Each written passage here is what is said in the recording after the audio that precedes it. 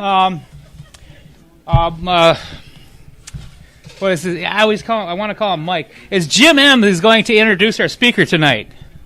Come on down, Jim.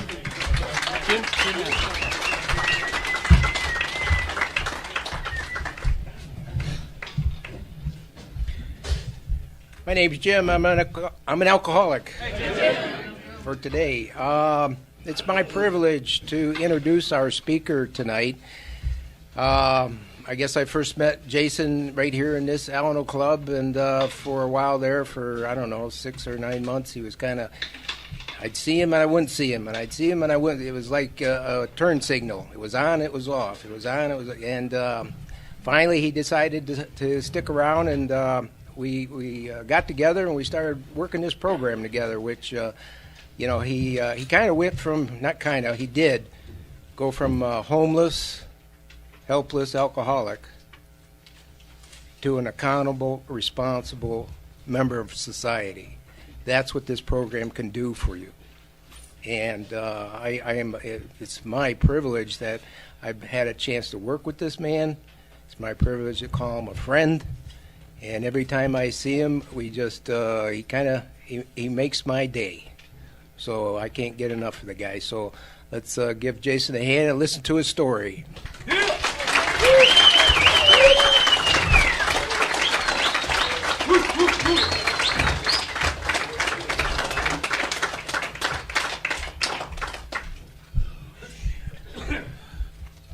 My name's Jason. I'm an alcoholic.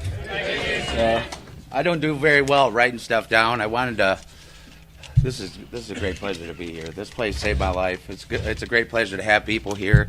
And I get nervous. It's easier to say. I always say that, but it's easier to say you want to speak than to actually speak. This is like a big group at where I work. So I wanted to write down some things just to prove, not that I'm an alcoholic, but the thing that distinguishes me from normal people is I can't drink just even one without completely, well, I'll die next time. So I piss away everything, but this is a good exercise at home just to write down some things that have happened in my life. And it really shows the power of whatever God is out there. And this is quite the list. I've been to the juvenile home 3 times. You know, you do that when you're a kid. I've been to a couple group homes. One time I was there to one for 1 year and 1 day. I've been to One North, which is over at Borges. I've been there so many times I can't count. As an adult and as a teenager. Been 4 trips to Pine Rest in Grand Rapids, the psychiatric hospital. 4 trips to Gilmore, where I actually get the pleasure of working now. 4 trips to New Beginnings. I stayed at the Oakland House once. I stayed 3 times at the Open Doors, which is a shelter for homeless men and or women. Been to the Mission back and forth, I don't know how many times. More times than I can count. 2 stays at KPEP. I decided to leave early the first trip. Got 3 DUIs. I have 2 felony convictions, both from stealing. I was a 10-year Interact client, which is down the road. That's for people with mental health and substance abuse issues. I ended up at an AFC home near the end which is an adult foster care home for anyone that doesn't know, because they had ran out of places to put me. And so that makes sense, but because we're supposed to say what it used to be like and what it's like now, what happened and what it's like now, and really my life now is amazing. There was a long time in my life where I thought happiness, homes, other things were for other people, and I was never going to have those things. My alcoholism had taken me into the woods because the Mission didn't want me anymore, and mouth really dries out when you get up. Yeah, I know. Maybe it's the lighting, right? Yeah. But my life had become horrible, and I love the page 11 in the big book when it's Bill discussing. He's talking about his friend Ebby. You know, Ebby's just a horrible drunk, a chronic alcoholic, and he sees Abby, and the sentence, it's my favorite sentence of the whole book, and it says, then he had, in effect, been raised from the dead. Suddenly, it's true. Raised to a level of life better than the best he had ever known. So that really is my life today. And, you know, I'd been through a lot. I never knew happiness was a choice. I really didn't. If someone would have said that, I would have believed them to be a liar. I was never happy. It was like white hot anger. In my heart, I hated people. I said before at this meeting, but before I ever met anyone, I hated everyone in this world. I just didn't know that I hated myself the most. I didn't know that I could change my behaviors. I blamed the courts, bad circumstances, the ex-wife. Before that, I blamed every girlfriend for all my bad luck. I blamed all 3 of my DUIs on other people. So how the hell does that happen? But it was I had justified it in my head. I got operating under the influence of drugs once because I was doing 25 in a 50 in my 74 Torino. And I blamed it on the kid that I was with at the time because he told the cops that we had smoked a little bit. That was the first time I ever smoked marijuana. But God was really the last thing that I would reach out for. There was no doubt. I had tried everything else, and I had been to this program many times. I'd get 5 or 6 months here and there, then I go out, and I know now people are telling me that they were talking shit, because we're human beings too, and we talk about, hey, well, I guess people were saying that guy's never going to make it. So the one thing that really helped me, right now I've been sober by the grace of God for 2 years, 9 months, and 26 days.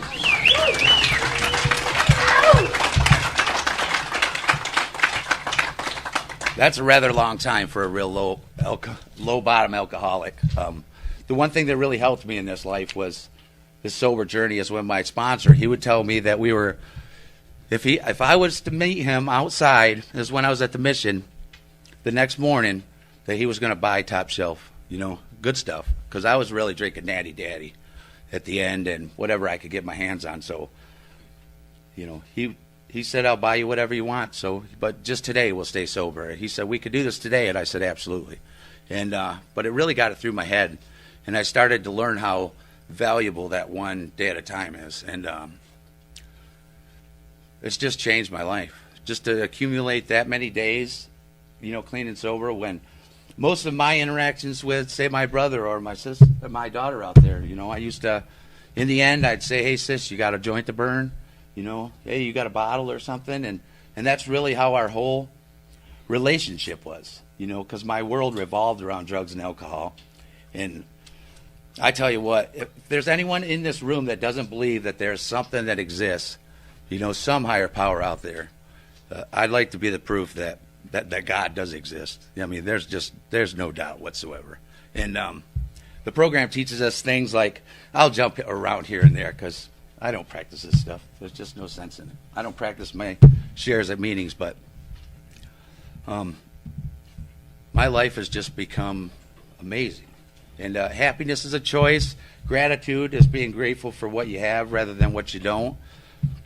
When the mission didn't want me, because I come there several times with a backpack, I had my backpack with my life belongings. Gordon was the old manager here. He let me stash some bags here. My friend Diane was letting me put stuff at her house. And, the mission didn't want me anymore because I was coming back drunk, visibly drunk. So they weren't going to let me in there.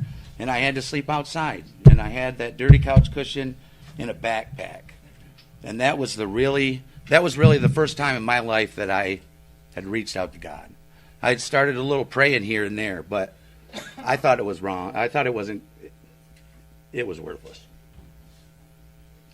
So God was the last thing I reached out for help, because I tried to do it on my own. And this is like 3 decades of spinning my wheels, and living to drink, and living to do drugs. And one of the big things that happened, but when I was in the woods with a backpack, is I realized after I reached out for God, there was like a calm that come over me, and it was sort of strange. And I had rarely experienced that throughout my whole life. Once in a while with ex-wife, we'd be freaking out, money would be shitty, everything, the car's broke, and I would relax. I'd just say, we got this. I'd go to the library, look up how to do it, and I could figure it out. But that calm was never in my life, throughout my life. But I reached out for God, and for the first time, I believed in my heart that I could start from where I was with what I had, and that was a dirty couch cushion with a fucking backpack, and I could build an amazing life. So when other people complain about stuff, I ask them what they have to start out with. And a buddy of mine recently was at my work. He come through there, and he said, "Oh, you were sleeping in a tent, right?" And I said, "No, I wasn't that lucky. I didn't have a tent." So, but one thing that really happened is I'd come here, off and on. People were giving up on me. I get it. I was giving up on me for the most part, but it's when my mom died from an overdose. That really affected me. And this was the last place that I talked to my mom. Because we were here at a noon meeting, and she called me, and I really was pissed off because she was just bothering me, is what she was doing. Because I was at a meeting, they didn't understand that. I remember when I went out there, and I've been upset about that long enough. I miss my mom, and I talk to her every day. So I think a lot of people, if they don't believe in heaven or don't believe in God, maybe that'll change if they lose someone they care about. I think that'll change. It changed for me, really, because the moment I heard that she was dead, when I could make out what my dad was saying, I believed in heaven, because, I'm committed to see my mom again. So I get to talk to her every day. I used to say, I told people this before, but I used to say, hey, God, tell my mom to watch this. And now I'm like, hey, Mom, tell God to watch this shit. Just because my life is pretty good now. And that changed me. And we have a rule at the Gilmore. There's no glamorizing drugs and alcohol, right? I mean, it's a given. And I usually get angry when I say this, but for someone that loved to drink as much as I possibly could and loved to do drugs, and I know it's a powerful word, but I really hate drugs and alcohol, and I have no respect for them. I understand how people, I'm an alcoholic, so I understand that, but when people are glamorizing it and they're saying how good it is and remembering those good stories, well, I just remember one story, and that doesn't make me very happy. So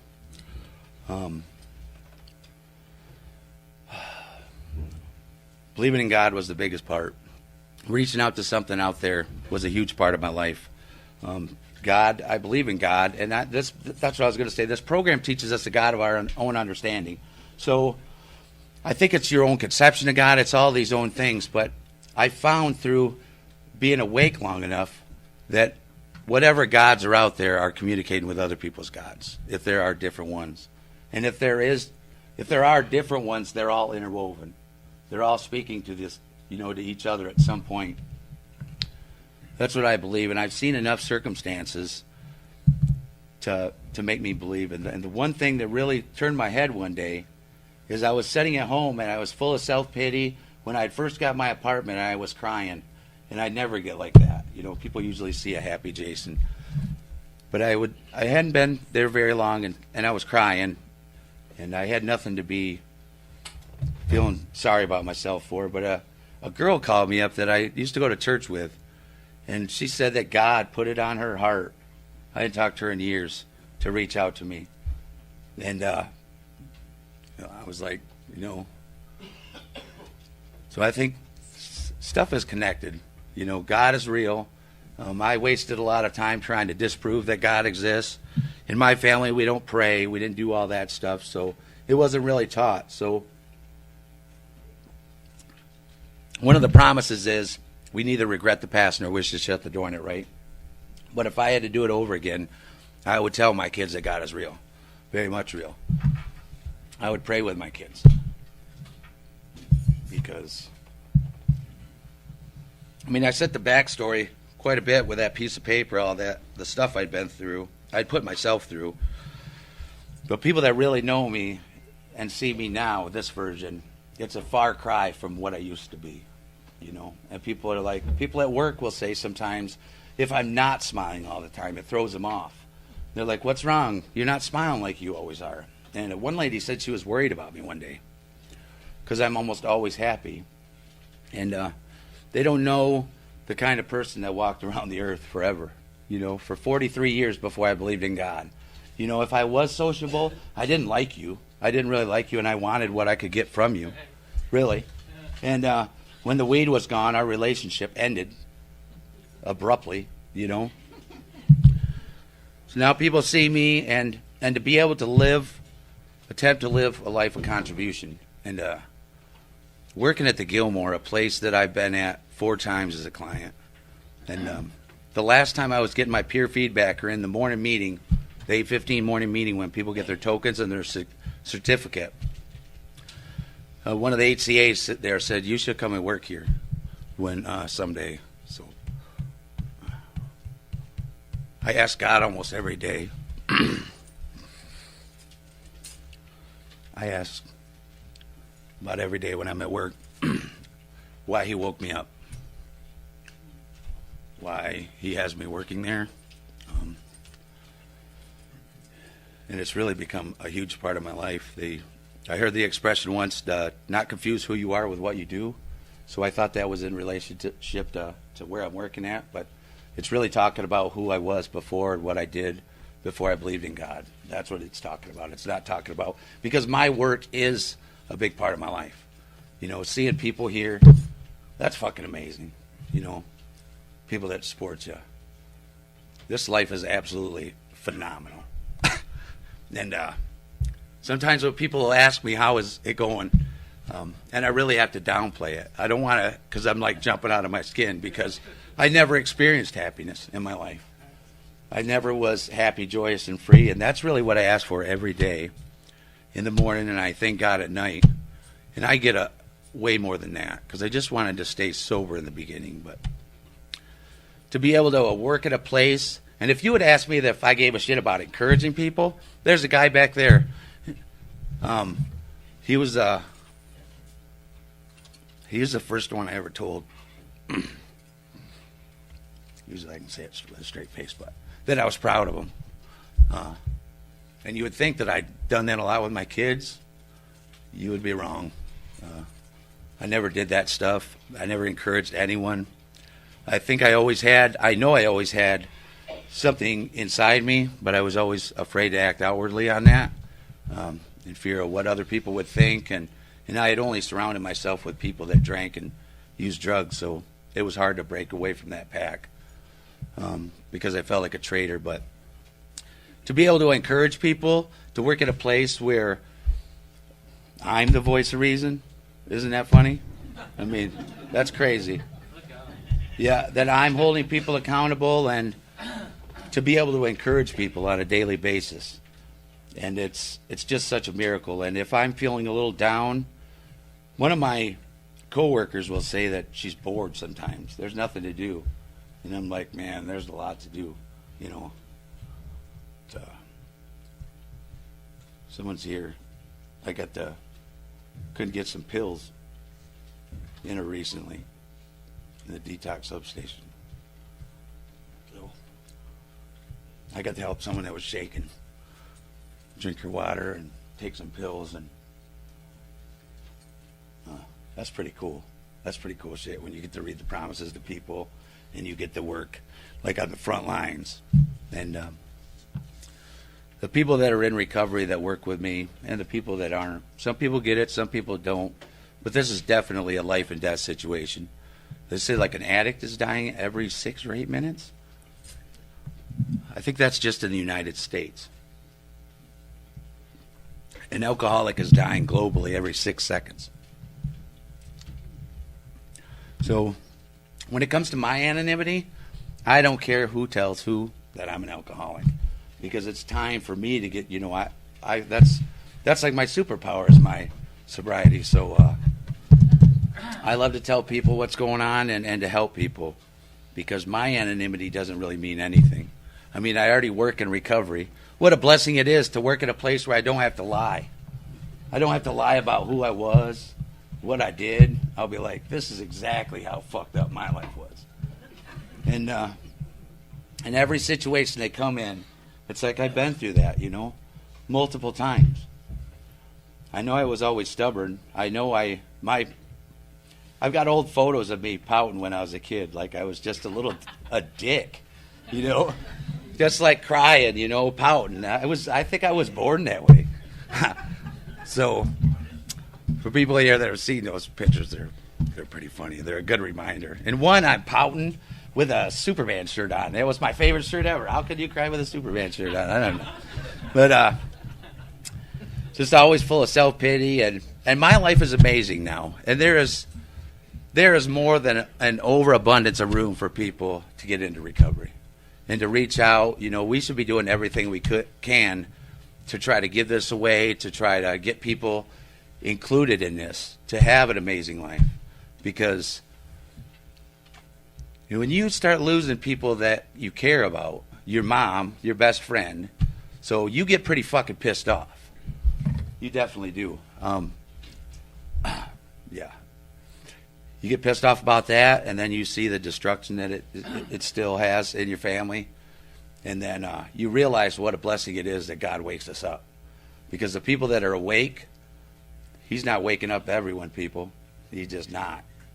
So if you're spiritually awake, if you got any relationship with God, and if you got a chance, you better get out there and start giving it away.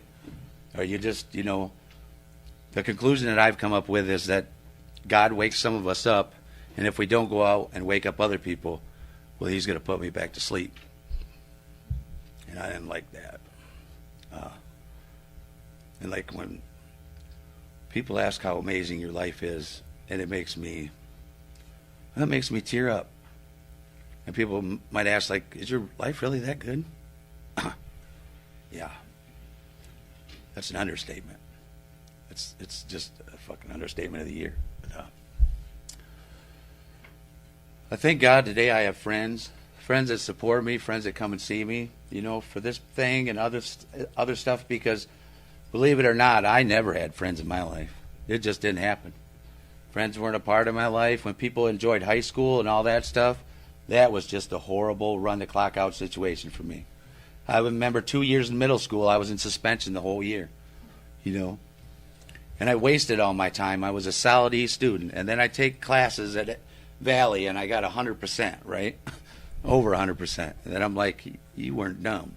You know, I'm just playing possum my whole life. So sobriety has really awoken a sleeping giant. And the only person that's limited me my whole life is me.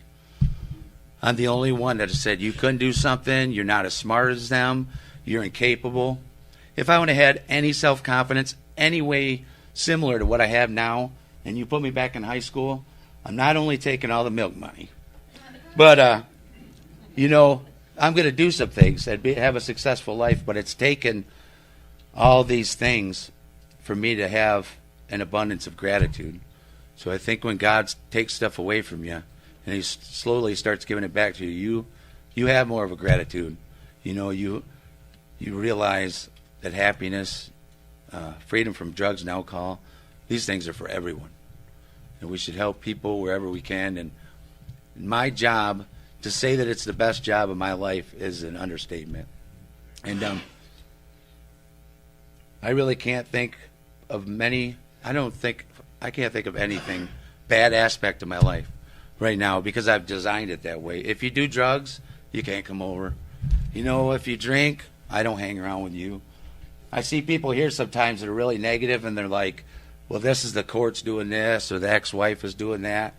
And I try to offer words of encouragement, but after a while I just start to back up, because I see that old Jason, and I had to live with him for 42 years, and I don't want to live like that anymore. So I will protect my serenity at all costs. When people come in with drugs or alcohol, you have to go, you know, because I'm not going to go back to sleep. So I appreciate you guys coming. Thank you very much.